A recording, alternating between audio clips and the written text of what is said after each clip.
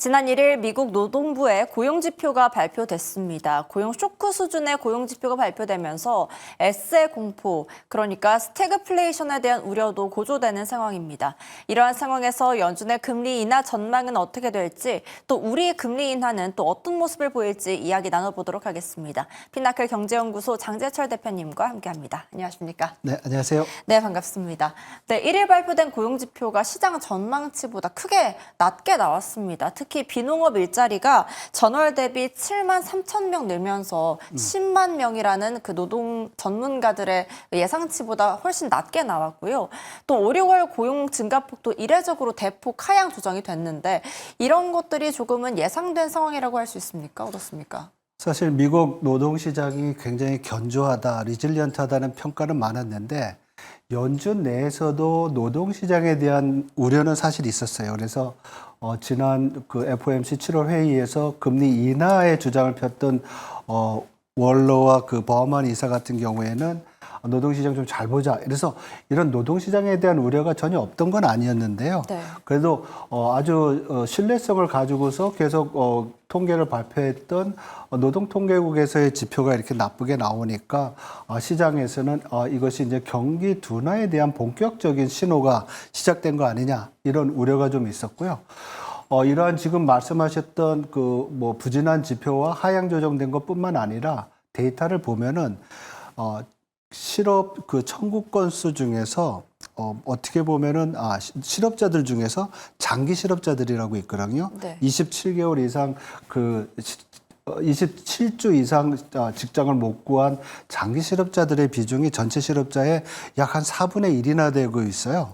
그리고 노동 참가율이 낮아지고 있어서 노동 공급이 좀 줄고 있는 이런 여러 가지 요인들을 생각을 해보면 실업률이 조만간 좀 올라가지 않을까 이런 우려가 커지고 있는 상황이죠. 네. 특히 샌프란시스 연준은 현재 실업률이 4.1, 4.2%로 낮은 수준을 유지하고 있지만은 지금 7만 3천 명의 일자리 수 증가가 샌프란시스 연준의 경우에는 이것이 이제 어떻게 보면 현재 실업률을 유지하기 위한 그 일자리 수 증가의 하한이다. 7만에서 9만 정도가 유지가 돼야지 실업률이 안 움직이는데 이게 하한에 와 있기 때문에 조금만 이제 일자리 수가 더 줄어든다. 그러면 실업률이 올라갈 수 있는 그런 상황이 됐다고 평가할 수 있습니다. 네, 7월 고용보고서 발표 직후에 트럼프 대통령은 SNS 트루스 소셜에서 이 고용보고서가 조작됐다고 얘기를 하기도 했고요. 직후에 노동통계국 국장을 경질하기도 했습니다. 원래 이러한 경우가 좀 있습니까? 어떻습니까? 미국에서 이런 일이 벌어진 거는 상당히 좀 예외적인 상황이죠. 사실 비슷한 사례가 아르헨티나에서 2007년에 있었어요. 그때 대통령이 무슨 일을 했냐면 인플레이션이 너무 높아지니까 인플레이션 수치를 조절을 했어요. 그래서 인플레이션에 연동된 국채 금리를 낮추고 기대 인플레이션을 낮추기 위해서 인플레이션 수치를 조작했는데 이게 궁극적으로는 2013년에 IMF가 아르헨티나 통계 조작국이다. 그렇게 평가를 내리고 아주 이례적으로 평가를 내리고서 IMF를 아르헨티나를 IMF 자금 지원국에서 제외했어요. 그래서 자금을 해외로부터 받는데 엄청 애로사항이 있었거든요. 이 얘기는 뭐냐면 아주 정당한 근거 없이 이런 식으로 통계 조작에 대한 어떤 신뢰감을 낮추는 행위를 하면 궁극적으로 경제에도 나쁘고요. 특히 이번에 트럼프 대통령이 어떤 의도를 이렇게 했는지에 대해서는 지금 언론의 평가가 많아요. 네. 정치적 희생양을 만들기 위해서 그랬다. 왜냐하면 자기는 관세해도 경기 좋다고 그랬는데 이렇게 되니까 통계 조작이다 이렇게 얘기한 것도 있고 더 궁극적으로 나가서는 이렇게 이제 공무원을 해직하면서 연준에 대한 파월 의장에 대한 압력을 또 높일 수도 있는 거죠. 그래서 그 배경에는 아주 복합적으로 여러 가지 요인들이 있다. 그렇지만 이런 행동이나 이런 조치들이 계속될 경우에는 미국의 통계에 대한 신뢰성이 나빠지기 때문에 미국한테는 또 세계 경제에도 굉장히 안 좋은 그런 영향을 줄 거로 예상을 하고 있습니다. 네, 왜냐하면 통계 조작 사례가 실제로 있었다는 것도 놀랍고 이것이 그럴 가능성이 있다는 것 자체도 사실은 조금 충격적이긴 한데 네, 그렇다면 앞으로의 독립성과 신뢰성이 좀 흔들리게 될 수도 있겠다 이런 생각이 통계 듭니다. 조작에 대해서는 사실은 우리가 좀 더 봐야 돼요. 네. 왜냐하면 하향 조정되는 폭이 뭐 계절 조정이다 아니면 또 여러 가지 뭐 서베이 있어서의 응답률이 낮다 여러 가지 비판들이 있는데 이런 부분들은 좀 봐야 되고요. 근데 이런 것들이 자꾸 데이터가 안 좋게 나올 때마다 데이터를 만드는 기관을 압박을 하고 이것들이 더 이제 뭐 조작 쪽으로 가는 그런 영향 때문에 그렇게 될 경우가 더 파장이 크다고 볼 수가 있겠죠. 네. 이렇게 트럼프가 원하는 금리 인하에 한 발짝 더 다가가게 됐다 이렇게 볼 수도 있겠는데 아무튼 연준이 기준금리를 5차례 연속 동결한 배경이 관세발 인플레이션 우려와 또 여전히 견고한 고용시장이었는데 이번에 고용 쇼크로 인해서 9월 금리 인하 가능성이 94%로 급등하기도 했습니다. 맞아요. 이번에 금리 인하 전망 어떻게 보시나요? 네, 시장에서는 지난 7월 말에 FOMC 통화정책 결정회의를 하고서는 9월 인하는 어려울 거라는 평가가 많았었거든요.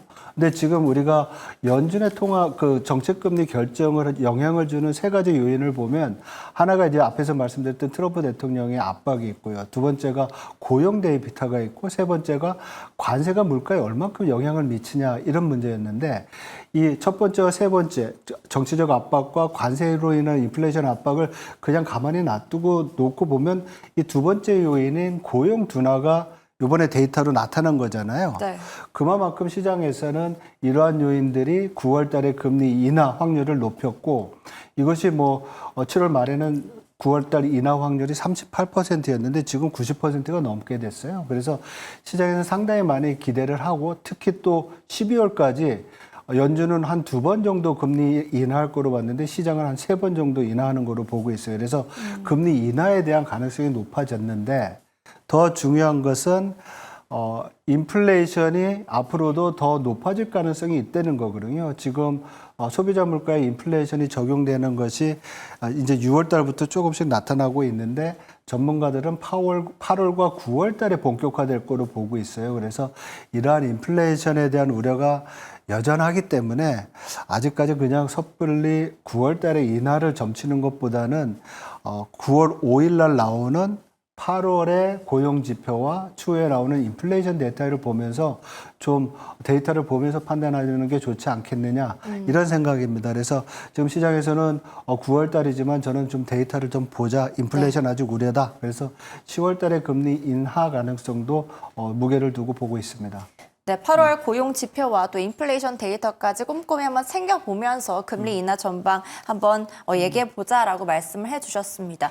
그런데 금리 인하 방향성은 알겠는데 아직 미국의 물가가 아직 다 잡히지 않은 상황이라서 이때 금리 인하를 하면 스태그플레이션이 올 가능성에 대한 우려도 있거든요. 이에 대해서는 어떻게 보실까요?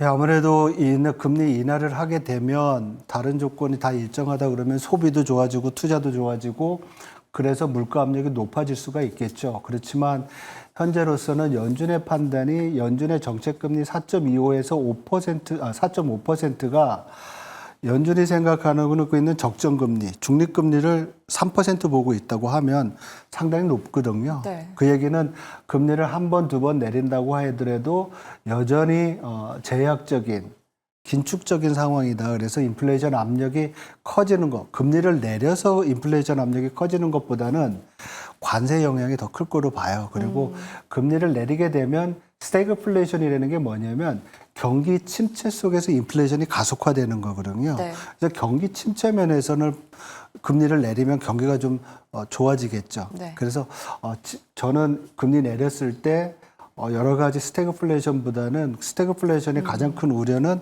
관세 영향이 더 크지 않겠느냐. 이런 면에서 금리 인하의 어떤 방향성은 맞지 않나. 그렇게 보고 있습니다. 네, 금리 인하로 인해서 스태그플레이션이 있는 게 아니라 관세로 인해서 인플레이션이 있을 것이다라고 말씀을 해주셨습니다. 미국 금리 인하 기대감이 확산이 되면서 한국은행의 이달 8월 금리 인하론도 확산하기도 했는데요. 선제적으로 인하할 가능성에 대해서는 어떻게 보실까요? 예, 그래서 지금 우리 경기도 안 좋고 정부는 그래서 추경도 하고 소비 쿠폰, 민생 소비 쿠폰도 발행을 하고 그걸 지금 우리 지금 국민들이 쓰고 있잖아요. 그래서 경기 회복에 좀 도움이 되고 있는데 사실 한국은행 입장에서 보면 9월 달에 연준이 금리 인하를 하는지 여부를 보는 것도 중요할 것 같고요.